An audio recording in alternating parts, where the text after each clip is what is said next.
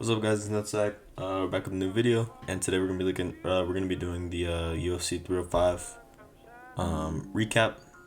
My bad. Yesterday, really good card last night, and I'm fucking super tired because I ended up going to bed super late because I was just up talking about the card to everyone because it was such a good card, and I loved a lot of the fights, and this is the wrong one. So actually, let's go to the right one. Okay, so I don't know. Well, I'll be right back. Alright, guys, so we got it. Took a little bit to find it, but we found it. So coming up with the first fight, we got Jesus Aguilar versus Stuart Nicole. I picked Stuart Nicole. I got my prediction wrong. He did good in the grappling a little bit, but then he got guillotined and he tried getting out of it, but it was super tight, and he went to sleep. Unfortunately, he didn't tap. So good win for Jesus Aguilar. I think Stuart Nicole will still be good, but maybe not as good as we thought. But who knows? Maybe he just got caught. But it always it happens. It is what it is. And the next fight, we got Song Kanan versus Ricky Glenn. I have no idea what Ricky Glenn was made out of. Song Kanan was literally rocking him all over the place for the entire fight. And I don't know why Ricky Glenn all of a sudden decided to turn into a wrestler this fight, but this was one of the weirdest fights I've seen. Song Kanan was literally on the verge of KOing him like 10 times. But yeah, good performance by Song Kanan. Ricky Glenn is terrible. I don't know how he didn't get knocked out, like I said, but it is what it is. And Song Kanan had a good performance, and I predicted Song Kanan to win. Not by decision, I picked him via TKO, but I did get my prediction right. So moving on to the next one. Tom Nolan versus Alex Reyes.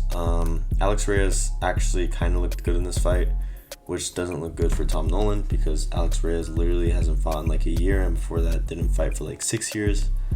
And he couldn't even finish Alex Reyes, who has no chin. But Tom Nolan did easily win this fight. Like, I'm pretty sure he won like every round for sure. But yeah, maybe he's not as good as we thought he was. But yeah, since it was a competitive fight. Moving on, next fight, Jack Jenkins versus Herbert Burns. Oh, there's another prediction right for me because I predicted him. Moving on to Jack Jenkins versus Herbert Burns. I picked Jack Jenkins to win by a second round TKO, I believe, and he won by a third round, but still got my prediction right. Herbert Burns, honestly, guys, this was one of the funniest fights I've ever watched. Herbert Burns literally tried trapping him in his guard like 10 times. Literally was just rolling around on his back the entire fight, and it was like so funny. And then he would get up. Jack Jenkins would literally maul him on the feet. Like I remember Herbert Burns rolled around on his back, would take forever getting up. Then Jack Jenkins went in, hit him with like the nastiest body shot I've ever seen. Then Herbert Burns just started to roll around on his back again. That happened so many times. It was honestly hilarious. But yeah, Herbert Burns isn't really cut out to be a UFC fighter, I'm guessing. He's probably going to get cut, and maybe he'll do good in another league, but yeah, Herbert Burns is definitely getting cut for this performance. It was terrible. Moving on to the next fight. I picked Luana Santos. I got it wrong. Casey O'Neill actually won every single round by decision. This is why I hate predicting women's fights, because literally anyone can win, so it doesn't even matter who you pick. But yeah, so Casey O'Neill won. Luana Santos lost. Don't really care about this one. Moving on to the next one. Wait. No, I picked Casey O'Neill. I don't know why I thought I picked Santos. I picked Casey O'Neill to win this. Yeah, okay, so I'm 4-1 right now. Okay, so we got Josh Kulibau versus Ricardo Ramos. I think Josh Kulibau actually won this fight. I think he won the third, and I think the second arguably could have been a 10-8. But Ricardo Ramos won the first. I think the second could have been a 10-8 for Josh Kulibau, and I think the third was super close. I would give it to Kulibau, but I wouldn't be mad at the draw either. I could see it being a draw. So I'll count as a loss because he did lose. So I'm 4-2, I'd say, or not I'd say, but I'm actually 4-2. Ricardo Ramos is not looking good on the feet at all. He was getting destroyed with those leg kicks. It was kind of crazy, but yeah. So he won this fight. Josh Kulibau lost. Arguably could have gone the other way, but it doesn't matter. Didn't care about this fight either. Julian Taffa versus Walter Walker. This was an interesting one because I believe Walter Walker got him in a heel hook, and Junior Tafa didn't tap, but he started screaming. But it was kind of controversial because usually when verbal taps happen, they usually say tap tap tap, or something like I quit, like something like that, right? But Junior Tafa just let out a scream, and obviously you're gonna let out a scream because it hurts. But then the ref stopped the fight, which is kind of stupid. And then Junior Tafa got pretty salty after that, and actually walked over to Walter Walker and bitch slapped him for no reason. Like, it was his fault for some reason. I don't understand. It was the ref's fault. And Junior Tafa just walks over to Walter Walker, bitch slaps him, and then flips him off when they're announcing the decision. So pretty weird win. I hope they run it back, actually. That would be fun. Walter Walker called out his brother, Justin Tafa. So I'd like to see how that fight goes. But yeah, weird fight for sure. Moving on to the next fight, we got Li Jingliang versus Carlos Oh, and I got this fight wrong, by the way. So I think that's, yeah, I'm 4-3. Moving on to the next fight, we got Li Jingliang versus Carlos Prates. I picked Carlos Prates by second round KO, and I got my prediction right. But Carlos Prates looked way better than I thought he would. I don't even think Li Jingliang looked that bad. I actually thought he looked pretty good for like how long his layoff was and after his back surgery and all that. But Carlos Prates just looked amazing. He wasn't rushing in there like mindlessly. He was really smart. He was picking his shots. He has amazing striking, great kicks, punches. Li Jingliang was affecting him with the leg kicks, so maybe that could be a problem with Prates in the future. Maybe he could learn to check leg kicks, but there's a lot of fighters who don't really check leg kicks like that, and they still do well. For example, Max Holloway, Yuri Prohaska. So maybe he could do fine without checking leg kicks, but yeah, it did seem to be like a little bit of a problem, but clearly not because he ended up finishing him. But Carlos Prates, really smart striker. He dropped Jingliang in the first round and dropped him in the second, but both times he dropped him, he didn't just mindlessly go for the finish, which was smart because Li Jingliang has good power. He played it smart, picked his shots really well, and eventually put Li Jingliang to sleep, which is really scary because Li Jingliang, I don't think he's ever been knocked out before in his career. So that's super impressive from Prates for being the first person to KO Li Jingliang. But yeah, dude, and he's one of the fighting nerds. I don't know what these guys are made out of, but they're coming, dude. I'm telling you. We got Gene Silva, who's doing amazing right now in featherweight, and he beat Drew Dober at lightweight. Rufy, who fought on 301 against Jamie Malarkey, I believe, who dominated him. Then we got Kyle Bralho, who's pretty good. Kyle Bralho's pretty good. He's booked to fight Cannonier in a week, I believe. And then we have what's his face? Oh, him, obviously, Carlos Prates, who just dominated Li Jingliang easily. And Li Jingliang's a pretty good fighter, so I think that Carlos Prates could get a ranked shot after this.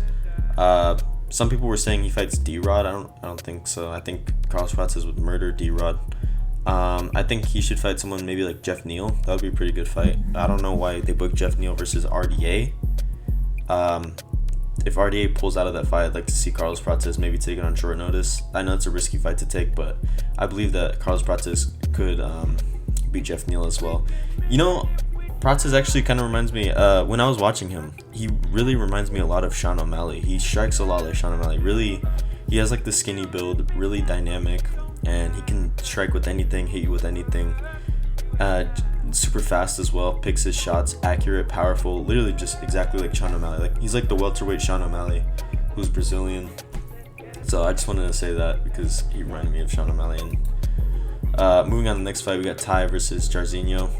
Unfortunately for Ty, he did get dominated pretty bad in this fight. A judge actually gave him all 3 rounds, which is unbelievable, and I'm pretty sure that judge got fired in the middle of the fight, which is super funny actually. But in the middle of the card, I mean. But yeah, Jairzinho definitely won all 3 rounds in my book, and I actually picked a Jairzinho's decision, so I got this one right. I believe I am. Let's see, wrong, right. Okay, so 1-1, 2-1, 3-1, 4-1, 4-2, 4-3, 5-3, 6-3. Okay, so I'm 6-3.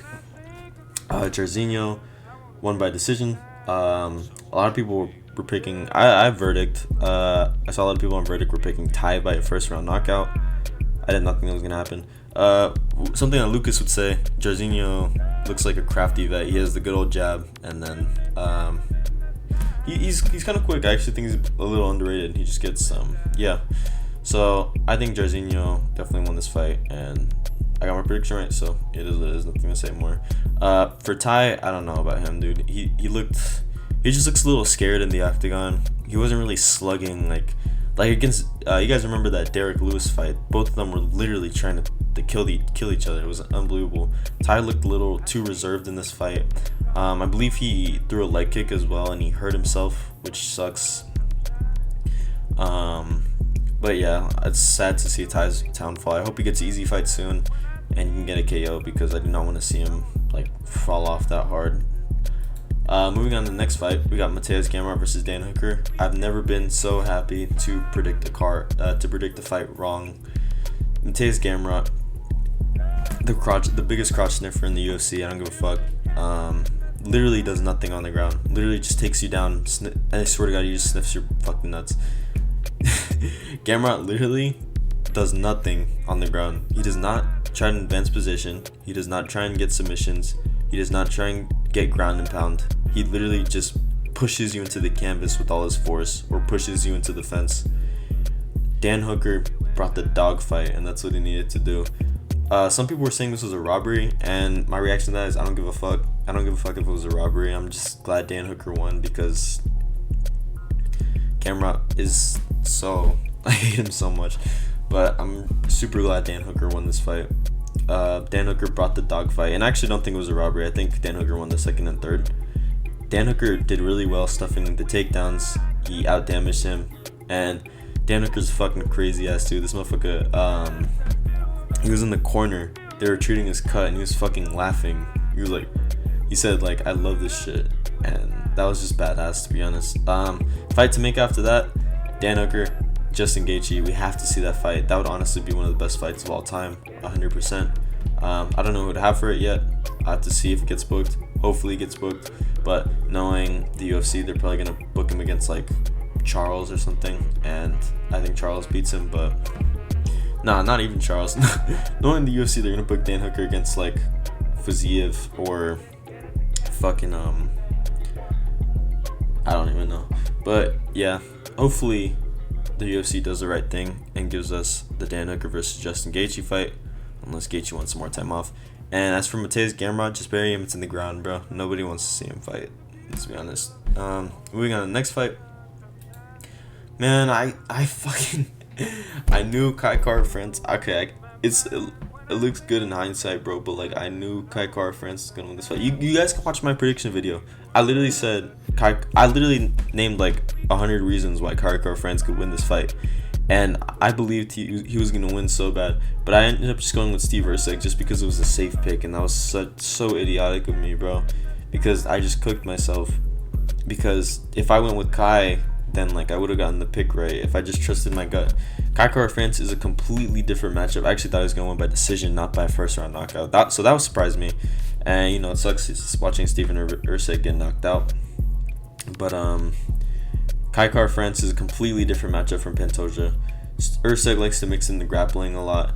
Kai Kara France has amazing takedown defense, and I think he is a better overall striker than Steve Erceg.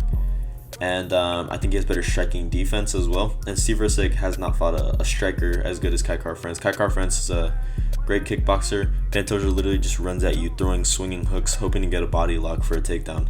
It's a completely different matchup. I should not have gone with the safe pick. I should have gone with who I originally thought was gonna win, but my dumbass went with Steve Erceg. So now I have to pay the consequences for just going with the safe pick instead of fucking trusting myself. So I already forgot my record.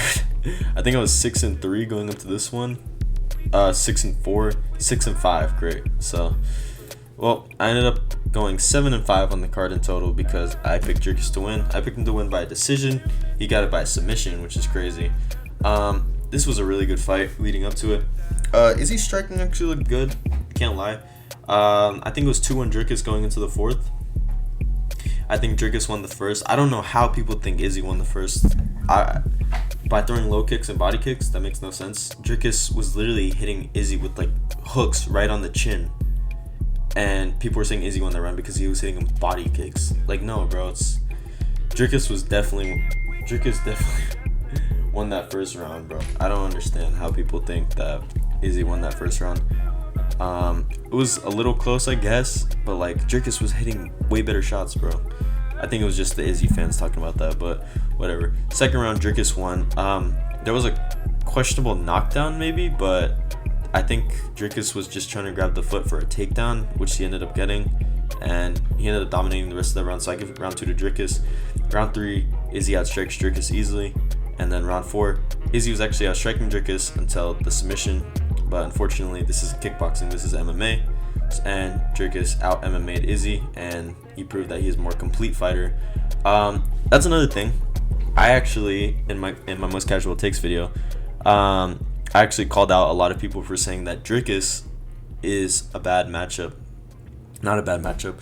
That DRICUS is one of the worst champions. A lot of people like saying that DRICUS is one of the worst champions just because he had a close fight with Sean Strickland that he did win, but a lot of people like to say that he didn't just because they're Strickland fans.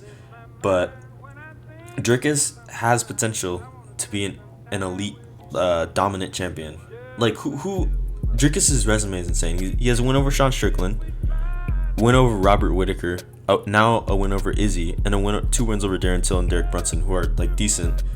But tell me who beats DRICUS right now? Maybe Sean Strickland, but like I don't think Sean Strickland would beat him in a rematch. Maybe he does. That's like the person who has the biggest chance to. Izzy, he just beat Izzy. He beats Rob Whittaker again. Who's gonna beat him? Hamzat's not gonna beat him. Hamzat has no gas tank. Maybe fucking Anthony Hernandez. No, Anthony Hernandez is not gonna beat DRICUS. Who else? Fuck, I don't even know, bro. Like, no, I'm telling you guys, nobody beats DRICUS. He's gonna be a dominant champion. I'm telling you, and I've been saying this for a minute. A lot of people are picking Izzy, but like I said, congrats to Lucas Tracy. We miss you. But this ain't Peaches and Creamville. This isn't a Rocky movie.